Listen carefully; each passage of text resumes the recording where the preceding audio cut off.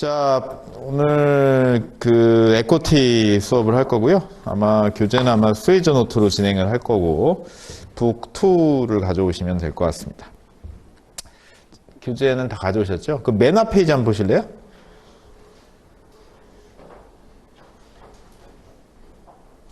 자, 거기 표지, 그 페이지를 하나 보시면, 거기 시험에 리딩이 나와 있죠? 그래서, 보시면은 뭐 퀀트, 이코노믹스, 그 다음에 코퍼레이트 파이낸스, 그 다음에 파이낸셜 스테이트먼트, 그 다음에 에쿼티 인베스트먼트, 그 다음에 픽스드 인컴, 데리버티브, 그 다음에 얼터너티브 인베스트먼트, 그 다음에 포트폴리오 매니지먼트, 그 다음에 에틱스, 이렇게 큰 토픽으로 보면 이렇게 있고요.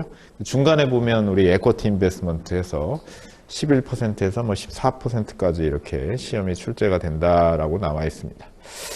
자, 그래서 거기 리딩 머터리얼로 보면 39번부터 46번까지 이렇게 돼 있는데요. 뭐 여러 개가 이렇게 나와 있는데, 크게 보면 결국 이제 에쿼티에 대한 얘기인데, 첫 번째는 이제 에쿼티가 뭔지 오버뷰에 대한 것들이 있고요. 에쿼티에 대한 기본적인 것들을 좀 살펴보자 이런 얘기고, 그 다음에 이제 에쿼티 분석에 대한 얘기가 있습니다. 그렇죠? 그래서 결국은 우리가 그 분석은 뭐 크게 두 개가 있어요. 테크니컬 어널리시스가 있고, 그 다음에 펀더멘탈 어널리시스가 있습니다. 우리 기술적 분석이라고 하고, 이건 이제 기본적 분석이라고 하죠. 자, 우리가 뭐 매매를 하는 것들이 아니라 우리가 투자를 하는 거고요. 그래서 인베스트먼트 수업을 할 겁니다. 그래서 기본적으로는 펀더멘탈 어널리시스, 그래서 기본적 분석을 우리가 한다라고 보시면 되겠고요. 자, 기본적 분석의 핵심은 뭐냐면 밸류에이션이에요. 밸류에이션. 그래서 가치 평가를 할 줄 알아야 됩니다. 그래서 그 레벨 1에서 밸류에이션의 아주 기초를 우리가 배우게 될 거고, 그 다음에 레벨 2 가면 또 이 레벨 2는 밸류에이션이 전체의 대부분이에요. 그래서 밸류에이션을 깊이 있게 다시 또 하신다고 보면 되고요. 레벨 3 가면 포트폴리오 매니지먼트, 이렇게 그 커리큘럼이 이어지고 있습니다. 자, 그래서 밸류에이션을 어떻게 할 것인가, 그런 부분을 우리가 이제 분석을 한다라고 보시면 됩니다. 뭐 이건 이제 탑다운 방식으로 배울 건데, 결국 이제 밸류에이션이라고 하는 거는 갑자기 이제 뚝 떨어지는 게 아니라 이제 기업 분석이 돼야 되는데, 기업 분석을 하려면 산업 분석을 해야 되고요.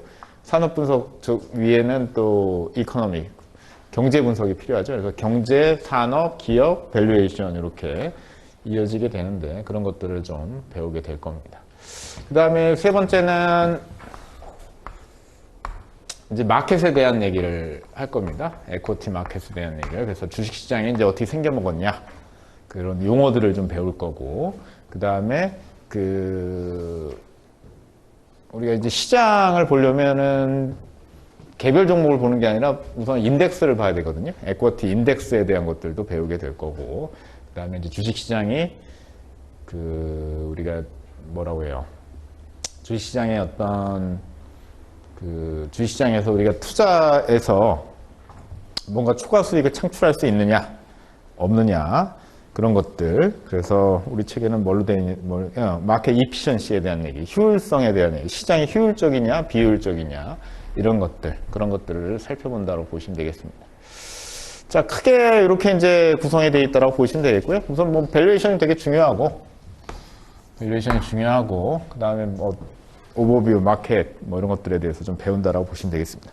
지금 어디 하고 있냐면, 우리 북2 첫 페이지에서 크게 이제 내용을 보고 있습니다. 그래서 우선 이름을 한번 보면 39번에 마켓, 오거나이제이션 앤 스트럭처, 시장에 대한 얘기고요.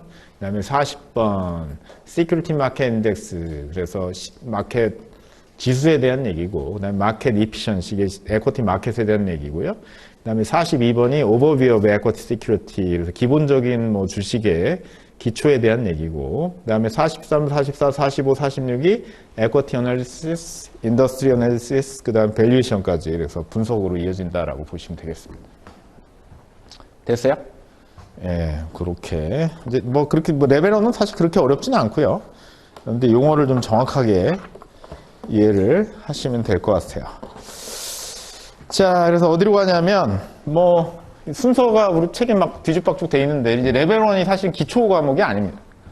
이게 어느 정도 사실은, 제가 볼 때는 이제 경영학과를 전공한 사람들이 좀 들을 정도의 아주 기초 과정은 아닌데, 그래서 여러분들이 만약에 난 전공자가 아니다라고 하면, 이게 아마 그, CFA 펀더멘털인가 뭐 기초 과정이 따로 있어요. 그런 것들도 한번 좀 공부를 해보시는 것도 괜찮습니다.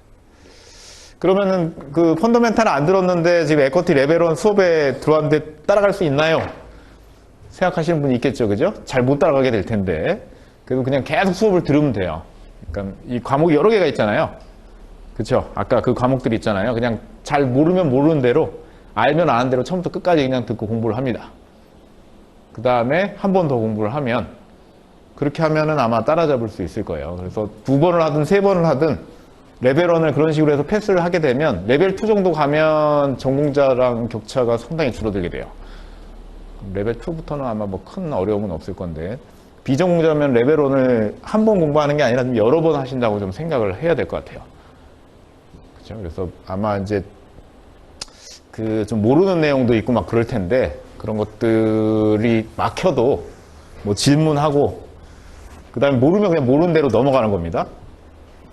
저랑 약속을 하는 게 이제 포기를 안 하고, 모르면 모르는 대로 그냥 넘어간다. 그래서 듣고 한 번 또 듣고 이렇게 해서 만회를 하는 쪽으로 이렇게 좀 포인트를 맞추시면 좋을 것 같습니다. 이제 제가 레벨 1, 2, 3를 쭈루룩 합격을 했는데, 예전에 이제 저는 예전에 합격을 했으니까 오래됐어요. 보니까 이게 옛날 얘기하기도 좀 미안할 정도로 오래됐는데, 2004년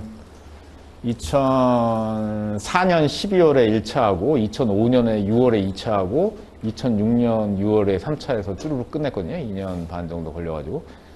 그때 저랑 같이 공부했던 친구가 비전공자였어요. 공대 출신인데, 산업공학 나왔는데.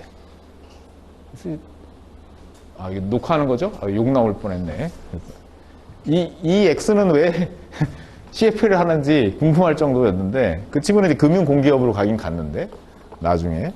근데 이제 레벨 1에 때 보니까 되게 좀 어려워하더라고, 보니까. 어려워했던 것 같아요. 그래서 이거 CFA 이 스위즈 노트 말고, 그, 각각 이제 머티리얼이 있잖아요. 뭐 에쿼티 하면 뭐 다른 것도 찾아가지고, 이렇게 자기 혼자 막 공부하고 막 그러더라고요. 제가 볼 땐 시험하고 전혀 상관없는데 쓸데없는 걸 왜 하나 이렇게 했는데, 제 생각에는 저는 뭐 경영학과 출신에다가 이거 사실은 CFA를 하기 전에 AICPA 자격증도 있었거든요. 그러니까 그렇게 이제 공부했고, 그다음에 경영학과도 저는 영어로 배웠어요. 배운 거를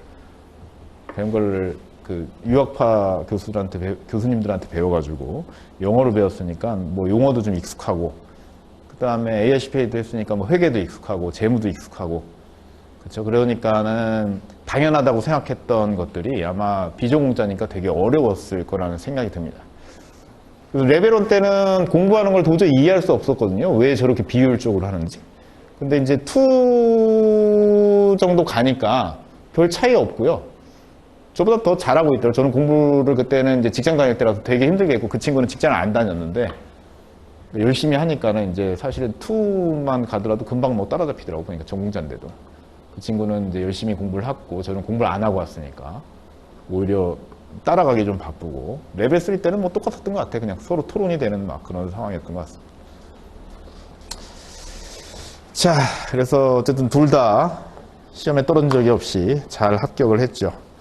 CFA는 모르겠습니다. 여러분들 어떻게 공부를 하고 있는지 모르겠는데, 뭐 직장 다니고 이렇게 하시는 분면 좀 메이트가 있으면 좋을 것 같아요. 요즘에 러닝 크루가 그렇게 유행이라면서요. 같이 몰려다니면서 이렇게 뛴다면서요. 그러니까 뭐 사람들 방해될 정도로 뛴다고 하는데, 이렇게 같이 뛰면 오래 가긴 오래 가거든요. 금방 안 그만두고. 그죠? 제가 좀 달리기 좀 하는데, 예전에 보면은 뭐 그냥 뛰어도 막 10km, 20km를 막 뛸 수 있었는데, 그 10km를 가면 10km를 돌아와야 되잖아요. 그게 너무 싫어가지고 2, 3km밖에 안 뛰었거든요. 실제로 잘 뛰는데. 근데 이제 같이 뛰는 사람들이 있었으면 훨씬 오래 뛰었을 거고, 실제로도 더 잘 뛰었을 거고, 그런 생각이 있습니다.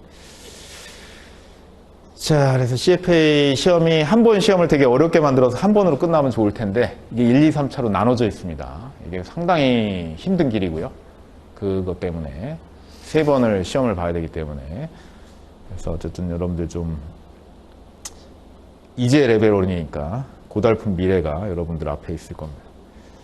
근데 뭐 어쨌든 공부하고 나시면 저는 뭐 이거보다 나은 건 없는 것 같아요. 다른 걸 안 해봐서 그런지 모르겠지만 그 커리큘럼도 잘 돼 있고 굉장히 그 넓고 다양하게 좀 배울 수 있고 뭐 특정 과목만 집중적으로 배우는 것도 아니고 이제 투자에 필요한 모든 과목을 좀 배울 수가 있다 보니까 뭐 그 특히 이제 투자 분야로 진출하실 분들한테는 이보다 좋은 커리큘럼은 없는 것 같습니다.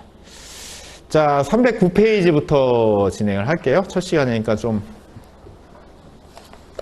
그런 얘기를 했고요.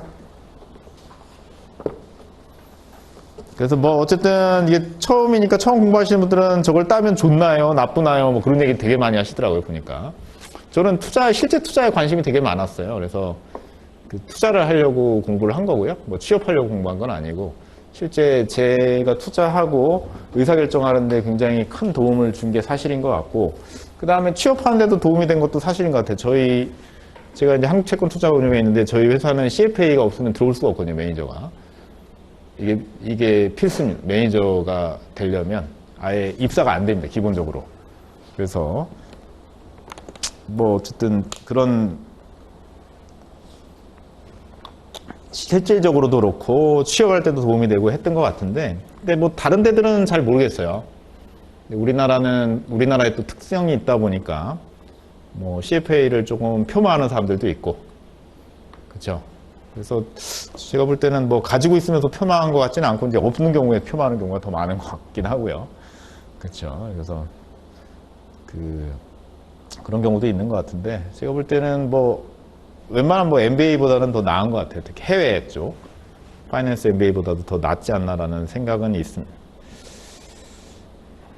그 다음에 이게 더 좋아지려면 이제 CFA에 있는 사람들이 탑 레벨로 올라가면 CEO 레벨이나 이쪽으로 올라가게 되면